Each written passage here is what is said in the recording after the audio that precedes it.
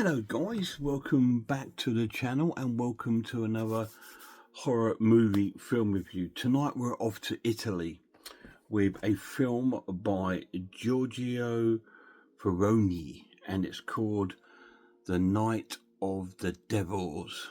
Now this is an Italian stroke sort of Spanish input to the film and it's amazing. It's such a cool film. It's one of those films. I mean, I bought this. This is in the rate released by Radiance. I bought this on a sort of whim because I like the idea and I like the title, and it turned out to be "Where Have You Been All My Life" sort of film. It's an absolute blinder of a horror film. This is a witchcraft story, and it's based around a guy called Nicholas, and he is he's just a normal guy, and he just got in the wrong place at the wrong time. The film sort of starts off seeing him struggling around like this sort of beautiful river area, and he gets found by I'm not sure by who, but he ends up in this like mental asylum with all his doctors because he can't remember who he is. He's sort of like lost his memory and all this sort of thing, and they're trying to sort of like dig it out of him, and they're not getting anywhere with it. And we see all these sort of like them doing all these experiments on him, and then we see some sort of like his mind. He's sort of dreaming these really crazy things, these really graphic things, sort of really disturbing and graphic things like women getting shot in the face and stuff like this. It's really bizarre and horrible. And then a woman turns up at the institution because she thinks she knows him, and she identifies him as Nicholas. And when Nicholas sees him, he sees her, he goes berserk, and he tries to run away and sort of thing. So they catch him, and they put him in like a straitjacket and into his room. So it's like, you start thinking, what is going on? What is happening? It starts off a little bit like that, but then Nicholas, whilst he's in his straitjacket in bed, has we sort of have a Scooby Doo flashback, and in the film's all based back before that situation, and we see him driving a car through this forest area. He's on his way to do a business deal, and he's a little bit lost, and he takes a wrong turn in, and he goes to like this narrow sort of road, and he sees this woman in the road, and he sort of swerves to get around it, and he sort of breaks his car against a tree. But then the woman's not there. So then he goes wandering through the woods, and when he's doing that, we see these little like wild boar in the woods. We hear these sort of noises of like people sort of screaming and laughing. It's very, very strange. You think, what's going on? Because it's a sort of cursed, haunted wood. And then he comes across his old houses, and there's no one there at the moment, apart from two young children that are in the house, because the grown-ups are all at this homemade cemetery where they've been burying their family members, and we see them burying one of their brothers there, and he's wrapped up in this white blanket covered in blood, and we've no idea what's going on. Eventually they come back to the house and they meet Nicholas, and he tells them about the car broken, and they told him, well, there's nothing they can do tonight. Come and stay the night, and we'll sort it out tomorrow. So he decides to stay the night, and they're not very friendly. They're very strange, with very strange little things and little quirks about them, apart from one sort of redhead woman who's really nice to him and really friendly. She sort of like talks to him and helps him out and seems normal compared to the others. We've got her sister, we've got their father, we've got the brother of the brother that's just been buried, and two young children living in the house, and another young lad living there. And as the story sort of progresses on, he seems to be there more than one night because it takes him to fix the car. and he starts to discover things about what's going on, because it's very strange. At night they board up all their windows and lock them up really tight so nobody or nothing can get in. And we find out that the wood is cursed by a witch who lives in a house a bit further into the woods, and if they go out at night they're going to succumb to their means. And obviously Nicholas is a bit sort of like, he doesn't sort of kind of believe it, and he's starting to get really friendly with the redhead, and there's a little love affair starts to go off there, and she falls in love with him straight away. The father has an argument with one of the sons and says he's going to leave, and he goes out, and the son says, well, if you're not back by 6 o'clock tonight, we're locking the doors and you're never welcome back in the house. This is how odd the family are.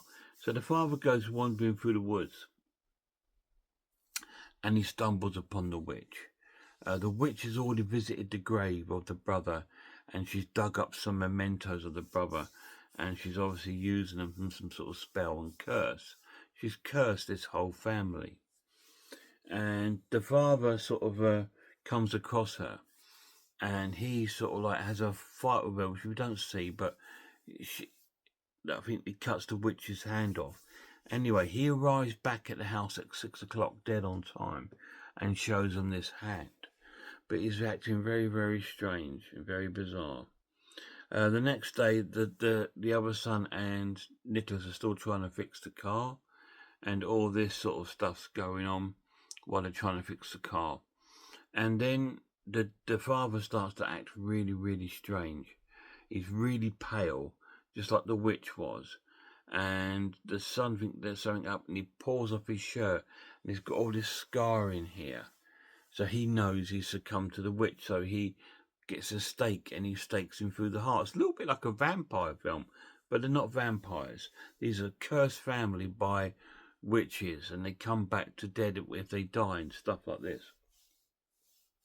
It's just a curse that's been put on them. And he kills the father in the most goriest way. It's really, really cool. And when the father's sort of like dying, all blood starts coming out of his eyes and his face sort of caves in. It's really, really bizarre, really shocking. There's a lot of gore.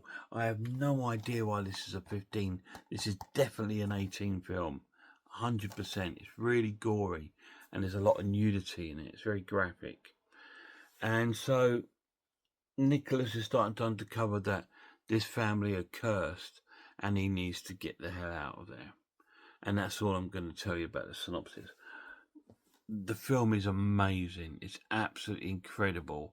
It's just one of those films that I put on, and I just loved it from the moment the oddity of it was very strange, but then when the story fell into place, it's like, wow, this is incredible. And it's amazing. It's a 9 out of 10. Absolutely fantastic. Not a 10 out of 10 film, because there's a couple of negatives, which I'll get to. The pluses of the film, the transfer is pretty good. It is an old film. I think this must have been a lost film, because there's not a lot of work going on it. And there's a lot of sort of like audio issues, which I'll get to in a minute. But it's really, really cool, and it's a great film. There's lots of gore, there's lots of blood. The characters are quite believable. They're all very strange and very quirky, and it's great to watch them on screen. And it's great to see Nicholas sort of like lost upon these sort of really bizarre people, and it's really kind of cool, and he loses his mind. It's just really brilliant. Now, the negatives is the audio. There's a real bad sort of sound issue on this, especially when the music's playing.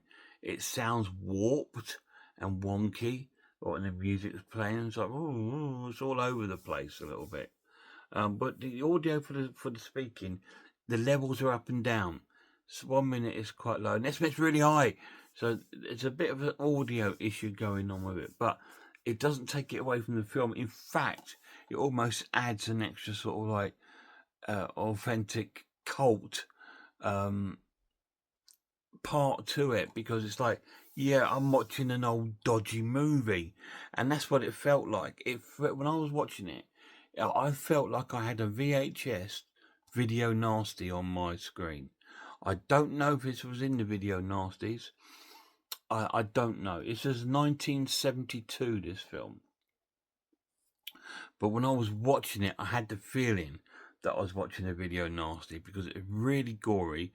The kills are all on screen, and it's like it just blew me away. The story was fantastic, really creepy, really fucking creepy. A really creepy film, a really eerie, full of atmosphere. It's really downbeat. There's no humour in it whatsoever. It's a real downbeat sort of film, and it's brilliant. Night of the Devils, 9 out of 10. Any of you guys seen it? If you have, let me know down below what you think of it. I'm not sure if you've seen it. I think, like I said, it almost comes across like it was a lost sort of film that's now eventually been gotten hold of, and they've done their best to clear it up and clean it up, and they've released it. Now there is some special features on there. There's a commentary. Oops, sorry. And there's 4 or 5 different interviews on there, and there's some archival interviews on there as well. So it's got a nice lot of special features. This has been released by the Radiance team on a different sort of label, but it's under the Radiance team, and it's really, really cool. Highly, highly, highly recommend it if you like video nasties. I'm not saying this is a video nasty, but it plays out like one. It's amazing. Guys, go and check out some other horror channels for me. Check out Horror Hands, Horror Geek, Man v Film, RS Design, Pizzawell, I Am Ice Lord, Cat Watches Horror Movies, and Grumpy Andrew's Haunted House, and The Maniac. And a massive shout out to my lad. Till next time, look after yourselves, look after one another, and I really hope I'll see you all soon.